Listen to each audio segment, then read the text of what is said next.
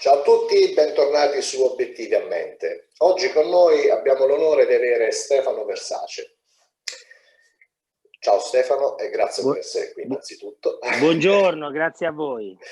Stefano Versace è un imprenditore che parte da zero, o quasi, poi ci racconterà bene il suo storico, e che trasferendosi in America riesce a costruire proprio un impero economico, con una serie di una catena di gelaterie che ora si chiama Konos, fino a qualche mese fa Stefano Versace, e tra l'altro so che hai vinto anche diversi premi come no, il miglior gelato degli Stati Uniti d'America e, se non sbaglio, anche il campionato del mondo, qualcosa, e anche questo poi approfondisci tu. E quindi un fatturato che da zero in pochissimo tempo è cresciuto a dismisura e che continua a crescere.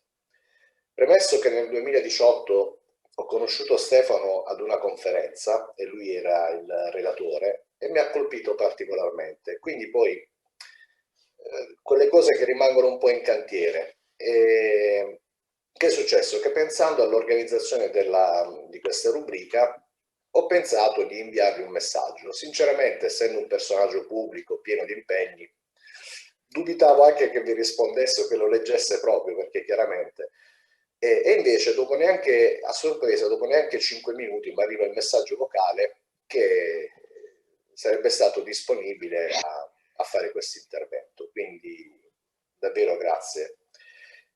Ora Stefano, se ci puoi raccontare un po' il perché e il come è nata questa avventura che oggi ti rende, no, l'imprenditore italiano in America, e quindi come è nato il tutto, ecco. Guarda, la storia mia ormai la conoscono in parecchi, quindi più che soffermarmi su quello, mi soffermerei sugli aspetti che sono più stimolanti per chi volesse intraprendere una strada del genere.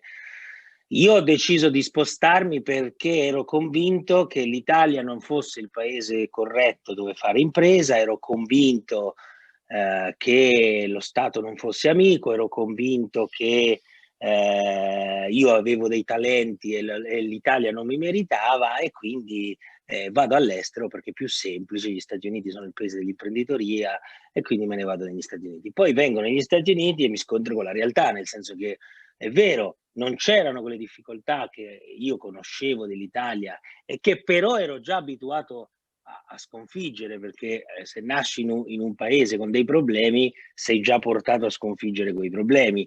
Se nasci in un paese di truffatori sei più portato, è più facile individuarli, che ne so, ed evitare che ti rubino la borsetta se vivi a Roma piuttosto che in una periferia di Latina, oppure insomma è normale che quando hai un problema comune conosciuto tu alzi le difese. Arrivo negli Stati Uniti, quei problemi non li trovo, mi sembra il paradiso, e poi mi scontro con un'altra realtà, quindi con altri tipi di problemi, con un'economia che non conosco, con una feroce campagna di marketing dei miei concorrenti, con una logica di business differente da quella a cui ero abituata. Quindi in realtà dopo aver aperto la prima gelateria e dopo neanche un mese che l'avevo aperta mi ero reso conto che io stavo praticamente facendo la stessa vita che facevo in Italia. Quindi mi alzavo presto, andavo in gelateria, facevo il gelato, non vedevo i figli, arrivavo a casa che i figli dormivano, mia moglie era stanca perché era tutto il giorno che stava con i bambini, io arrivavo stanco e mi mettevo a dormire, non scambiavo neanche due parole, o sea, facevo, come dicono in Francia, la stessa vita di merda che facevo in Italia. A quel punto ho detto, forse allora non era l'Italia il problema, forse ero io il problema. E ho scoperto che effettivamente essere imprenditore è un'altra cosa rispetto a fare il gelato, essere imprenditore è un'altra cosa rispetto a fare il ristoratore, essere imprenditore è un'altra cosa rispetto a vendere scarpe.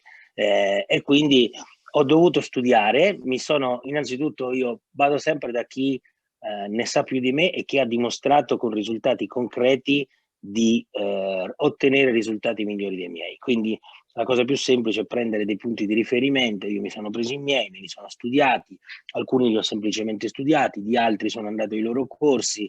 Qui negli Stati Uniti c'è Grant Cardone, che è un grande personaggio che da zero è riuscito a creare veramente un super impero con oltre 25.000 immobili di proprietà, insomma ha fatto un evento al Marlin Stadium di Miami con 35.000 persone dentro, quindi vado a imparare da lui. Alcuni di loro sono diventati anche miei amici, con i quali condivido il tempo libero, quindi in Italia Roberto Re, Alfio Bardolla, ce ne sono tantissimi altri, Giacomo Bruno, sono diventati miei amici. E poi ho messo in pratica le cose che ho imparato. Una volta che le ho messe in pratica mi sono reso conto che le principali caratteristiche di un imprenditore, sembra assurdo per noi italiani, ma è proprio quello di essere completamente inutile per la propria impresa.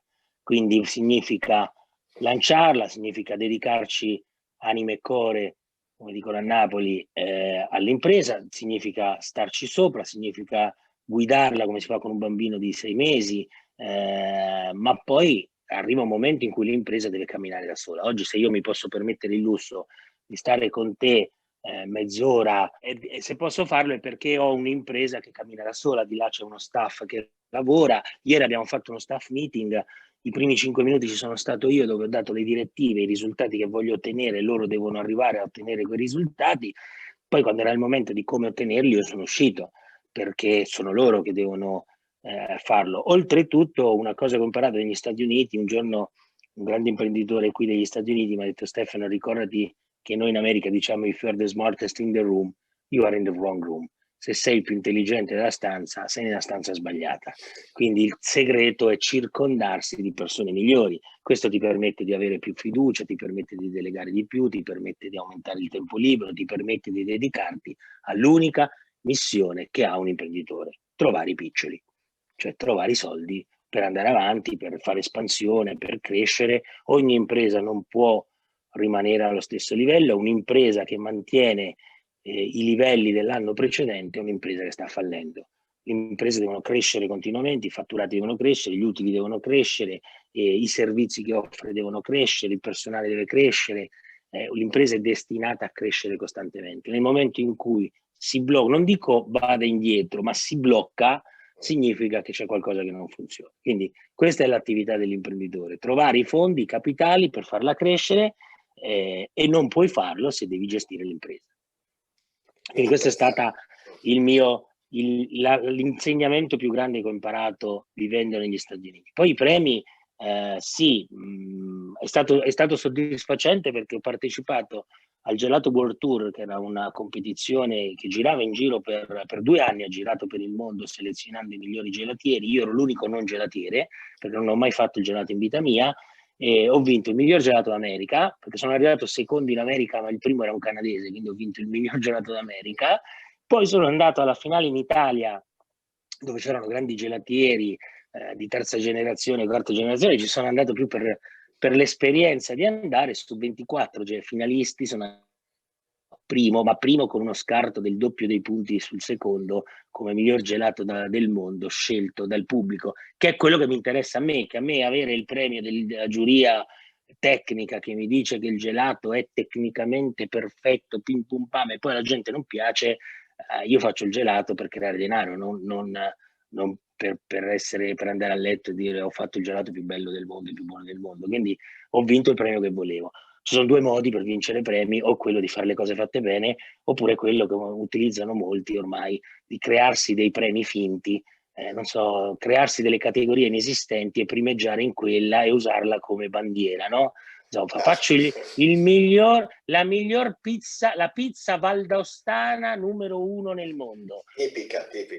Categoria del cazzo, che si inventa lo sfigato per poter primeggiare in qualcosa dove non può primeggiare. Poi per quello dico, in genere è sempre meglio o non partecipare alle gare, oppure andare a quelle ufficiali, no? Non certo crearsi una propria nicchia. E poi da lì è tutto un crescere, è tutto un imparare. Ogni giorno si imparano pezzi nuovi, si impara l'arte della pazienza, si impara l'arte della negoziazione, si impara l'arte di saper dare il tempo alla controparte di rendersi conto di aver preso una scelta sbagliata. Quando vai a negoziare qualcosa non devi chiudere per forza la negoziazione, puoi anche lasciare il tempo perché si rendano conto di aver fatto una cagata, e poi ritornano e probabilmente ti costa anche meno. Ti racconto un aneddoto: io sono andato a gennaio mi è stato offerto un ristorante a Hollywood, dove io ho aperto da pochi giorni una gelateria, a 80 metri c'era un ristorante italiano, a me piacciono i ristoranti, quindi sono andato, gli ho detto quanto volete, mi hanno detto $400.000, gli ho detto siete fuori di mercato, il prezzo che posso pagare oggi è 280, nessuno vi offrirà più di 280. Infatti non gli ho offerto nessuno più di 280, il ristorante l'ho comprato a novembre a $44.000 e avrebbero probabilmente fatto bene ad accettare i miei 280. L'importante è avere pazienza. Ecco, la pazienza nella negoziazione ho scoperto che è una delle armi più potenti che si possano utilizzare per raggiungere gli obiettivi. Non farsi prendere dalla voglia no? di fare, di avere, ma aspettare. Senti Stefano, quando tu hai iniziato proprio il percorso, quindi il trasferimento in America e tutto in forze, essendo tutto in forze, tu la paura del fallimento, come l'hai affrontata e se l'hai affrontata? Perché magari... Allora, guarda, in Italia c'è una mia grandissima amica, Francesca Corrado, che ha creato una scuola sul fallimento. Ti invito a intervistarla perché è veramente una persona straordinaria. E una delle poche che in Italia ha capito che questa paura del fallimento è ora che ce la togliamo. Deriva da che cosa? Dal fatto che in Italia il fallimento è vissuto male. Si suicida imprenditore coperto dai debiti, no?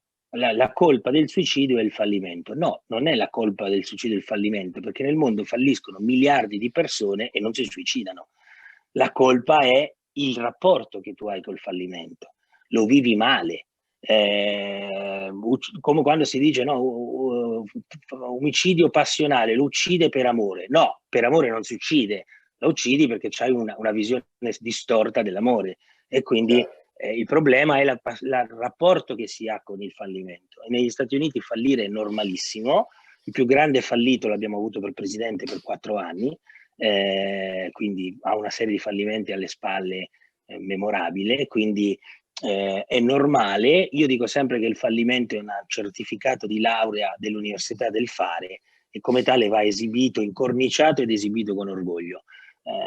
Si fallisco spesso. Io oggi ho una ventina di gelaterie, ma ne ho aperte 40, quindi vuol dire che una ventina le ho chiuse, ma non avrei mai avuto le 20 di adesso se non le avessi aperte tutte 40.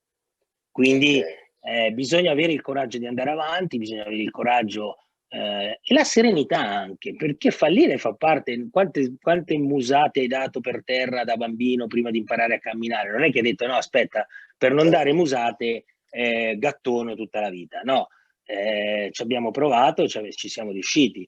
Veniamo purtroppo da una cultura dove il fallimento è visto male. Una volta il fallito non poteva nemmeno votare. In Italia si era precluso il voto ai falliti. Viviamo in un posto dove chi fallisce viene additato e Madonna, quello lì è fallito, senza rendersi conto che fallire è già il secondo passo per fare.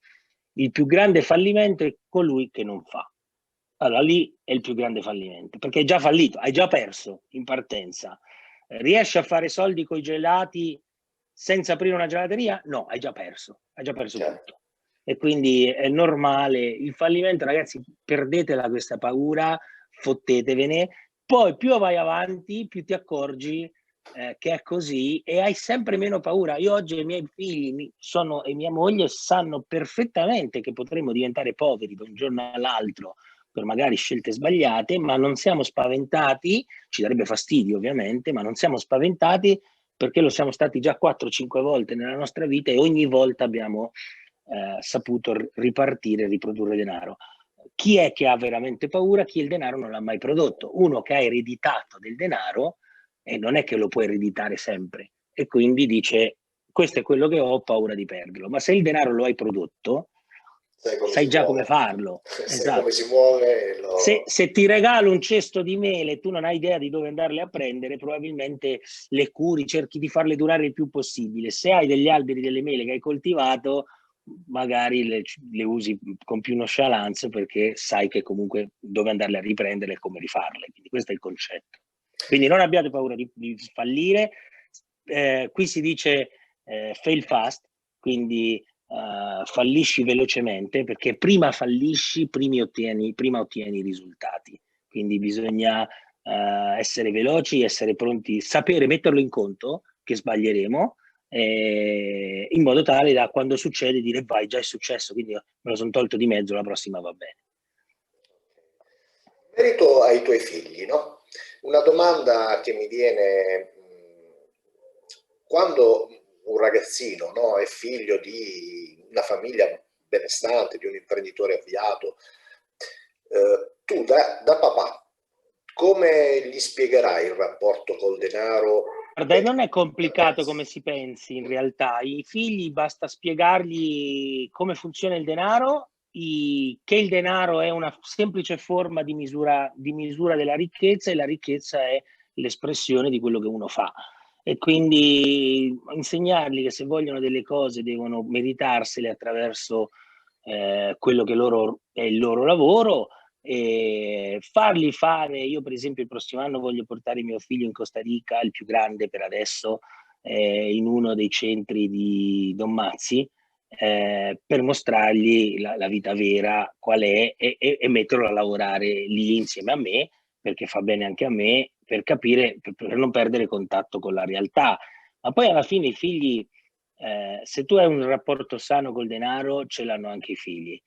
Se i tuoi figli vedono che tu sei una persona responsabile, corretta, umile, che saluta chiunque a prescindere dallo strato sociale nel quale vive, lo apprendono anche loro. I figli non hanno bisogno di discorsi, hanno bisogno di esempi.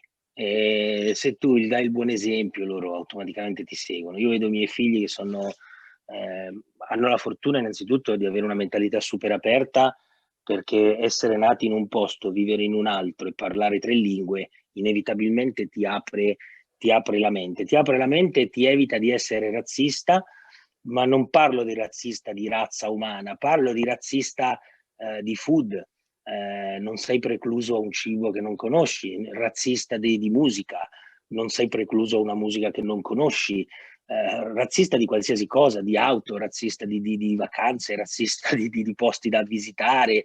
Perché? Perché sei abituato al diverso, sei abituato a relazionarti con realtà che non sono quelle dalle quali dove sei nato. Il mio primo figlio è nato a Caracas, il secondo è nato a Urbino, entrambi parlano spagnolo e italiano, e ovviamente inglese, perché tra di loro parlano inglese, con me parlano italiano, con la madre parlano in spagnolo, viviamo negli Stati Uniti, viaggiamo continuamente. La nostra idea nel 2030 è quella di, quando i miei figli ormai saranno liberi, andranno all'università o a fare quello che vorranno fare, l'idea nostra, di mia moglie, è di avere Miami come residenza sui documenti, ma in realtà puoi vivere 2 mesi a Parigi, 2 mesi in Sudafrica, 1 mese in Australia, 2 mesi ad Austin, che ne so, per vivere proprio la vita che fanno gli altri. E questo aiuta sicuramente ad avere una mentalità più aperta, e la mentalità aperta ti fa cogliere opportunità che non coglieresti. Per esempio, uno dei freni più grandi che hanno gli italiani è, io porto sempre questo esempio perché è una persona a cui voglio un gran bene, è un giornalista della RAI, un mio grande amico, Dario, e lui sempre dice, Stefano, ma io ho fatto per 30 anni, 40 anni, non so, 100 anni, ho fatto sempre il giornalista, quello so fare. E invece no, sai fare anche il giornalista, cosa che io non so fare. Cioè, sei più bravo di me, sai addirittura fare il giornalista, che è una cosa complicatissima, che ci vuole a fare un'altra cosa? Quindi in genere noi utilizziamo i nostri talenti come limiti, cioè so fare quello e quindi non posso guardare fuori. E invece essere aperti di mentalità significa che io ho sempre fatto l'assicuratore per il broker di assicurazioni, e ho sempre lavorato nel campo assicurativo per 16 anni, e di punto in bianco mi sono tuffato nel food. Poi sono saltato al gelato, poi ad oggi apro ristoranti, ho aperto concessionari, mi sono andati male, chi se ne frega, l'anno scorso ho perso $120.000 in un concessionario, così, tac, in un anno solo. Chi se ne frega, li rifarò, quest'anno li reinvesto in un'altra parte, però quest'anno ho comprato ristoranti, a un quarto di quello che valevano, un quinto di quello che valevano. Quindi, insomma, l'importante è non perdere mai l'entusiasmo. Si dice che l'imprenditore, la caratteristica dell'imprenditore è quello fottuto, pazzo entusiasmo di passare da un fallimento all'altro senza perdere mai la voglia di fare sempre di più. Ecco, questo è quello che bisognerebbe avere, quella follia di dire chi se ne frega. In questo periodo particolare, perché stiamo vivendo questo periodo che ci tocca, no, affrontare, tu dal punto di vista sia come uomo che come imprenditore, come stai affrontando? Io ti seguo su Facebook, quindi un'idea ce l'ho, però ecco, per chi magari non ti sta conoscendo oggi, ecco, come stai affrontando questo periodo Guarda, i particolare? periodi più difficili sono sempre caratterizzati dalla diffidenza, quindi nei momenti di difficoltà la gente ha bisogno di sicurezza. Se tu sei un imprenditore che sa leggere i numeri, sa qual è il percorso, sa qual è la direzione, sa che cosa ci aspetta anche di negativo, dai sicurezza alle persone che hai intorno e che investono con te. Io non vado mai da solo, sono sempre in società, non ho nessun business da solo, sempre sono in società con qualcuno perché credo che il team, il successo è il risultato di uno sport di squadra e mai di un singolo. E quindi io faccio sempre tutto insieme, ma gli altri li devi convincere e li convinci attraverso la sicurezza. E la sicurezza è data dal saper leggere i numeri. Noi ad agosto ci siamo trovati a fare i conti con un deficit finanziario forte, sono andato dai miei soci e ho detto continuerà fino a dicembre e questi sono i numeri di cui abbiamo bisogno. Loro hanno detto va bene, proviamo a vedere se questi sono i numeri, questi sono i soldi per arrivare a dicembre, arrivaci. Noi ci siamo arrivati addirittura con meno di quei soldi. A quel punto hai trasmesso sicurezza, che sai dov'è che sta andando questa nave e quindi è stato fatto un nuovo bilancio e mi è stato chiesto quando è che si esce da questa fase calante, quindi di perdite finanziarie, e io ho detto guarda, di perdite di cash flow si esce a giugno, nel senso che fino a giugno probabilmente ci sarà ancora una perdita di cash flow. Però questa perdita di cash flow la dobbiamo anche monetizzare per creare il futuro e quindi stiamo comprando gelaterie, stiamo aprendo nuovi punti vendita che al momento ovviamente dovranno per forza perdere cash flow, ma che nel momento in cui questa situazione finisce, perché deve finire, non può durare in eterno perché sennò non si regge l'economia mondiale, nel momento in cui finisce noi dobbiamo essere pronti ad aver preso tutto quello che c'era sul mercato. Ecco che noi siamo passati, tutti i miei competitor hanno perso punti vendita, alcuni sono spariti completamente dal mercato, altri hanno perso il 90% dei punti vendita, noi abbiamo aumentato del 40% quelli che avevamo, quindi noi siamo passati dai 12 punti vendita, 13 punti vendita che avevamo a gennaio dell'anno scorso ai 19 di quest'anno.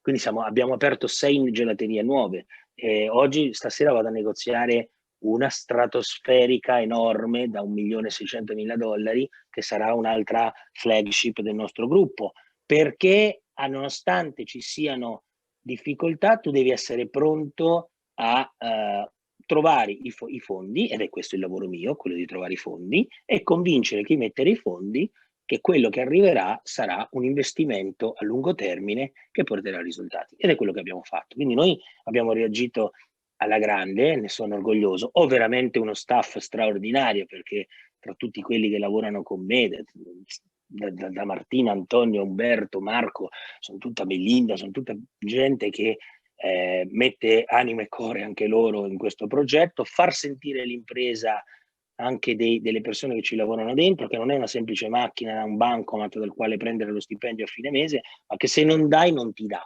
E questo è uno dei lavori che deve fare chi organizza il personale, quello di trasmettere questa appartenenza alla famiglia, appartenenza all'impresa, che le grandi imprese riescono a fare sempre molto, in maniera molto egregia. Quindi questo è un altro consiglio: se dovete ampliare lo staff, se avrete un giorno a che fare, noi abbiamo oltre 130 dipendenti, quindi abbiamo un sacco di staff da gestire. Noi trasmettiamo questo senso di appartenenza, questo team building, come chiamano qui in America, che è importantissimo perché evita innanzitutto i tradimenti e le defezioni, quindi la gente soprattutto quelle che hanno i talenti, sono portate a essere le troie dei dipendenti, cioè se un dipendente ottiene uno stipendio migliore da un'altra parte, è molto più facile che se ne vada se non ha un senso di appartenenza. Se ha un senso di appartenenza, magari torna e ti dice: senti, non me ne sono andato perché questa è la mia famiglia, però sappi che di là mi offrono di più, che vogliamo fare? E cominciamo a parlare, è normale, però non se ne vanno. Ecco, questo è il discorso. Il personale è il valore più grande che ha un'impresa. Formare un personale costa, e quindi anche da un punto di vista economico una persona di valore che se ne va è una spesa enorme, perché la devi sostituire. Guarda, io quando sono cadute le torri gemelle, quando hanno abbattuto le torri gemelle, io lavoravo ancora nelle assicurazioni, e i Lloyd's di Londra mi dicevano la più grande perdita che abbiamo dovuto risarcire di quel danno furono le persone, non come vita umana, ma come talento che c'era lì dentro. Lì dentro c'erano i migliori manager del mondo, ed è un valore che si ricostruisce in 20 anni. Ed è difficile, è caro costruire un manager di valore. E quindi quello mi ha anche insegnato che il personale è uno dei valori principali che ha un'impresa. Chi vale bisogna tenerselo stretto, insomma. Esattamente. Ok. Bene, senti, non ti rubo più tempo, che so che stai super incasinato. Se puoi dare un consiglio fraterno a chi ci sta ascoltando sul come affrontare i periodi di difficoltà quando il morale, diciamo, è giù, come poterli aiutare? Ecco. Guarda, il consiglio è sempre lo stesso: andate a vedere i vostri idoli, i vostri punti di riferimento, le persone alle quali vi ispirate, che cosa stanno facendo, e cercate di imitarli. È molto più semplice imitare che inventare qualcosa di nuovo. Io non ho mai inventato nulla, il gelato non l'ho inventato io, però probabilmente in America sono quello che riesce a ottenere risultati migliori, perché ho copiato quelli che sapevano fare, ho copiato un pezzo di quello, un pezzo di quell'altro, li ho messi insieme e ho creato quello che oggi abbiamo. Nella mia vita non ho mai inventato nulla, non sono mai stato uno Steve Jobs che si è inventato un computer o un iPhone o qualcosa che non esisteva. Ho sempre copiato, però anche l'arte del copiare non è semplice, perché bisogna saper imitare più che copiare e prendere solo i lati più positivi. Quindi ispiratevi alle persone che nei momenti di difficoltà sono riuscite a uscirne fuori, copiatene, però abbiate la fiducia. Cioè non potete essere critici nei confronti di chi è migliore di voi. C'è un esempio bellissimo, adesso è uscito quella serie TV Cobra Kai, che è ispirata, anzi c'ha gli stessi attori ormai cresciuti di Karate Kid che avevamo visto noi quando eravamo ragazzi, e se ci pensate, no? Metti la cera, togli la cera. E il ragazzo dice: ma che palle, io voglio imparare. Si metteva a criticare chi ne sapeva di più. Poi alla fine aveva ragione chi ne sapeva di più, perché poi quando gli diceva dammi i tuoi colpi, con il metti la cera e togli la cera, riusciva a evitare i colpi. Quindi bisogna scendere quel lato critico che abbiamo. Abbiamo deciso che lui è il maestro, abbiamo deciso che scegliamo lui come linea guida, ok, qualsiasi cosa dice la facciamo, e poi dopo averla provata 20 volte senza successo, allora possiamo cominciare a criticare, ma prima no. Quindi abbiate fiducia di chi avete scelto voi, peraltro nessuno ve l'ha imposto il maestro, l'avete scelto voi. Volete Grant Cardone come vostro punto di riferimento? Perfetto. Cosa ha fatto Grant Cardone quando andava con la sua auto scassata del 60 a vendere assicurazioni e non aveva un soldo? Come ha reagito per non morire di fame? Fate le stesse cose. No, sì, però lui no, se iniziamo col però lascia perdere, allora fai come ti pare. Cioè, bisogna cominciare a smettere di essere troppo critici e di andare avanti. Oltretutto, se ci fai caso, questa è un'abitudine che hanno anche tutte le persone, noi stessi sui social, quando tu vedi delle critiche è sempre qualcuno che sta sotto che critica qualcuno che sta sopra. Non vedi mai nessuno sopra che critica uno sotto, perché non ne ha il tempo. Chi critica me, e ce ne sono, è gente che non ha o ha una gelateria e non riesce a crescere, però si mette a darmi consigli da maestro, criticarmi, Oppure una volta mi è successa una cosa simpaticissima, è venuto uno, mi ha detto: ma tu sei un personaggio pubblico, hai 20.000 follower, dovresti averne almeno 1 milione, io ti aiuto ad averli. Mentre parlava, io ero qua che andavo sulla sua pagina, aveva 832 follower. Allora gli dico: ascolta, prima arriva almeno ai 20.000 e poi ne parliamo. Cioè, sì, funziona al contrario. sono sempre quelli sotto che danno a quelli in alto i consigli perché hanno...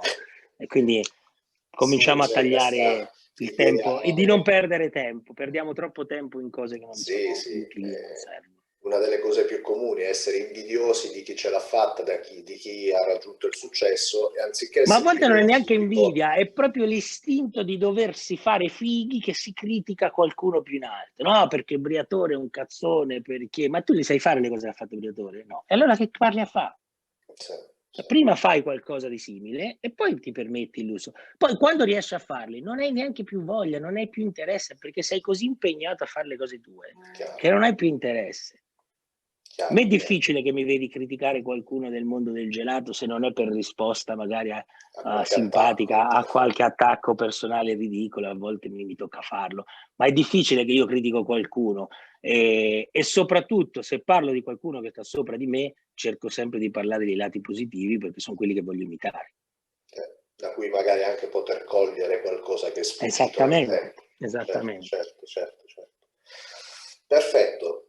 Stefano, che dirti? Io ti sono veramente grato perché avere un personaggio come Grazie a te te. non è per niente scontato, quindi davvero, davvero grazie. Grazie a voi. Se vi è Buona giornata. se vi è piaciuta anche questa intervista, iscrivetevi al canale, mettete un like possibilmente e se avete dei suggerimenti inseriteli nei commenti. Grazie a tutti, ciao, alla prossima.